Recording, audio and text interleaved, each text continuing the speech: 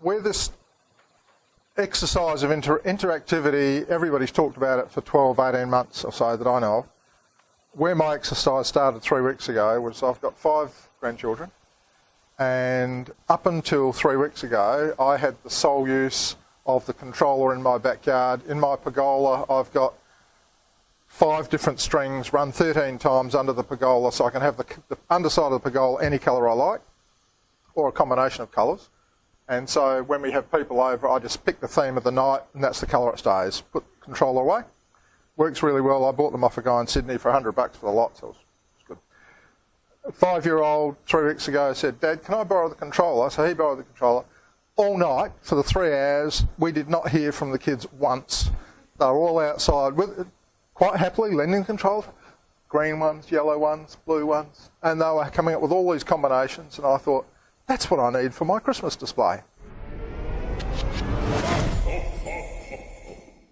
In the xLights video section was a video from a guy called Grizz1 on how he had set up a MIDI controller.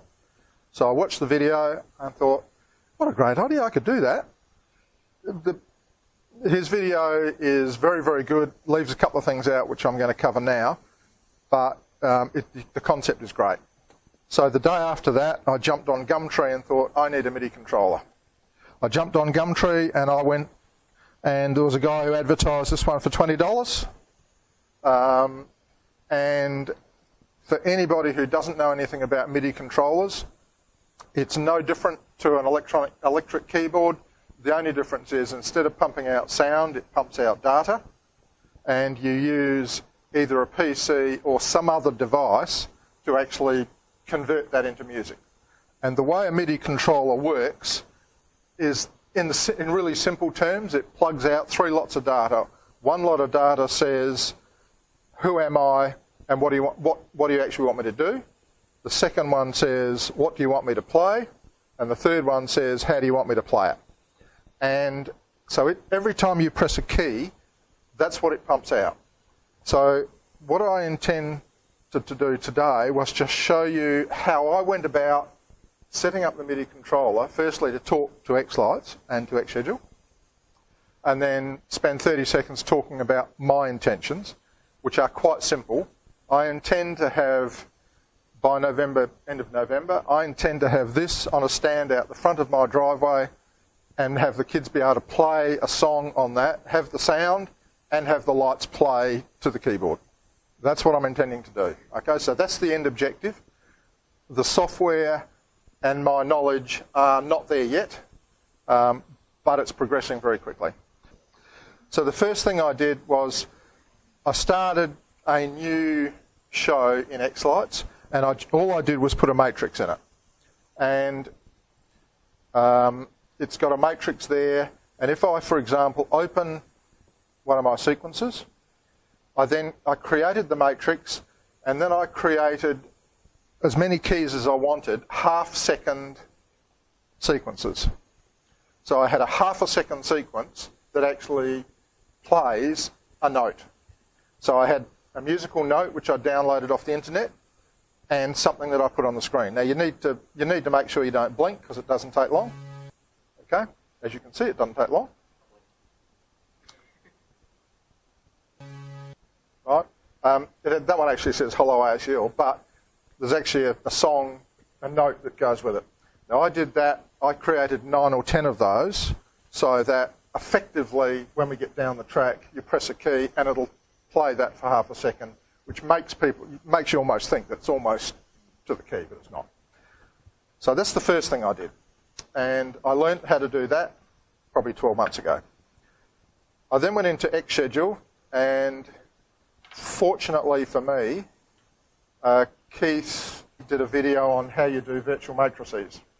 And for the uninitiated like me, I realised when I watched that video that it is no more and no less than an output that you can put on any screen or any matrix or anything else in your yard. So you create a virtual matrix and you basically can display it on your megatree, you can display it on a TV set, wherever you want to put it, you can put it. It's not it's simply taking part of your show and saying, I want to display it on this thing here, so you can actually see it from xSchedule rather than from xLights. Does that make sense? Okay. So the first thing I did was I created a virtual matrix, and I happened to set that virtual matrix to the same size as the matrix that I had created in xLights. You don't have to do that, it can be different. And xSchedule will compress or change the data to fit whatever you happen to pick. You tell it, there are some rules about how you set up this virtual matrix, which you can look at yourself. You position the window where you want it. You can actually, if you've got a second monitor or a TV projector, you position that over on the second monitor or your projector, so then you can project it into a window. Does that make sense so far? Good. So we have a virtual matrix, and that's the easy bit. We then set up playlists, and these playlists have just got those half-second sequences in it. And no more, no less, you just bring them in, plonk them in there, so they're on a playlist. What you do then is, where it gets a bit interesting, is that you create an event. Now, in my case, something I noticed on my laptop and on this one is that this particular MIDI keyboard, when I plugged it into here and plugged it onto mine, Windows 7 found the drivers for it, and it found the name of it, and it identified it exactly. It knew all the keys, so I didn't have to actually do any setting up, but just plugged it in. Windows 7 found it, xSchedule found it. So you can add, in my case, what I'll do is I'll show you how I edited it. We add one. xSchedule has a number of data types that it will go looking for. And in this particular case, we're asking xSchedule to go looking for a MIDI data stream. There are other data streams that are produced by other devices. OCR, I think it is, or yep, OSC, sorry, is a software is a data stream. There's a software app you can put on your mobile phone, so you can do exactly this thing from your mobile phone and have keys and play a keyboard on your mobile phone and do exactly the same thing. Okay? So in our case, we picked the MIDI controller because that's all I had. So you edit that, and if you have a look down here, the status, if I mentioned before that when you're talking about MIDI, the first bit of data that comes out, the second bit of data that comes out is what are you actually doing. In this case, we want to turn something on. We want to turn the note on, and out of the MIDI controller will come this data stream. Now, the way he's got xSchedule set up, it doesn't need to interpret that because you're already telling xSchedule that, yes, we want to turn that on. Okay? So in our case, we want to turn the note on. The second one is the channel, and the third one is the data stream. The one we are really interested in is the channel and the data stream, and you say, what the heck does that mean? If you go hunting on the internet, there are lots and lots of tables which give you the hexadecimal value of that key when it's pressed, and the hexadecimal value of how hard you've pressed the key, so that you can actually, if you want to, you can write your own software to do that interpretation. The command you want to run, in xSchedule, there are millions of them. Now, in our case, the one that I actually use, which I know works, is I actually play a specified playlist, and I play that particular step, and I want to play it once, and only once. But there are lots of different combinations that you can choose. This is still a bit flaky. The only people I know who are actually using this is a guy called Grizz in the States. Keith, I think, has a borrowed keyboard, and he's been playing with it as well. And I've been playing with it. Your parameter one is simply your schedule that you've got in xSchedule, and Your parameter 2 is simply the sequence that you actually want to run. And that is all quite simple. But if we look at this for a minute, if we actually take this keyboard and we'll press a key that's not connected to anything, and we press it just 4 or 5 times, the really nice feature that xLights has is that it has a log file, and it tracks all of your keystrokes and what it did with them. And lo and behold, down the bottom here, under our message 0 times 90, which is the data stream for a key on, the next bit of data is the 048. That's hexadecimal for that particular key that I was pressing. So I know from that bit of data that whenever I press that key, I'm going to get that bit of data go into xSchedule. Does that make sense so far? Okay. So then, if you come back to your edit event, lo and behold, under this channel, sorry, let's not do that, under your data stream here, here are all your keys. They're all the keys on the keyboard that you can possibly have. And so that 48 that we were looking for, wherever it is, without my glass it's difficult, that 48 there, if I assign that to the 48, every time I press that keyboard, this function is going to run. So all I did, for the sake of, to keep it simple for this one, I set up 4 or 5 different keys, and they each play a different half-second sequence. So to give an example, if I'm really lucky, some of them work, some of them don't. Oh, why didn't that work? Oh, that was clever.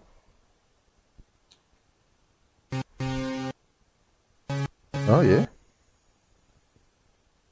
Well, the theory was great, wasn't it? It did it once.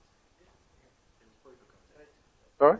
It did it once, there was proof of concept. Proof of concept, didn't it? Yeah. I don't know why it didn't go it again. Oh, there we go. This was actually a 10-second sequence that I put in. So you can actually use a key to play a full sequence if you wanted to.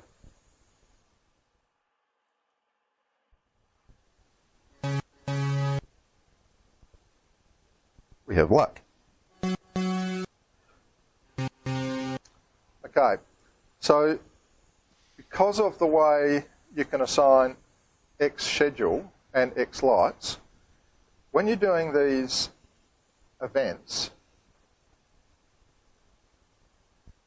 I edit that event, and you can actually tell it which lights you want to turn off and on. Under the sequence of piano 1, I've actually told it just to put the lights on the virtual matrix. But I could have equally had that half-second light saying, turn on my mini tree here for this key, turn on my next mini tree for the next key, turn on my Santa for this tree, reindeer 1 for that tree. So effectively I can have every keyboard assigned to a note and also to a specific part of my display. So every time I press a key, that bit of light is going to come on, and I'll get the bit of music as well out of xLights. So in terms of a concept, it's really where I want to go. The things that it's still under a bit of flakiness, and Grizz1, myself, are still playing around with, the direction I would like to take this is when you actually press the note, the light comes on. When you take your finger off the note, the light goes off. Now, in a MIDI stream, you can see that there is a note off function and a note on function. At this stage, neither Grizz or I have been able to get the note off function to actually do that correctly. Okay. We have been able to get a colour to come on a specific set of nodes on your tree without using xLights. So that you can actually push a key, you can pick a colour that you want to use, and pick the node numbers you want to use inside of xSchedule, so that when you press the key, that particular set of nodes will come on, totally independent of xLights. We've been able to get the lights to come on by pressing the key. The thing we haven't been able to do yet is to figure out how to make the note off function actually turn them off again without it being in a sequence. So for me, this is the sort of interactivity I would love to have on my show, and I can see a lot of potential for it. It's a really cheap, simple solution. There's clearly more work required to develop it, to have it going somewhere, but from my point of view, I think it's the right step. Thank you. I have a question. With doing the key to get the lights changing and whatever, yep. Is that this all still has to run through xSchedule at this stage? Is that correct? Like that's the brains to make it work? Yes, at the moment. So can it be playing a normal sequence that you've done? Yes. You've done your show and it's running that normal sequence in the background. This can still run over the top of that? Correct.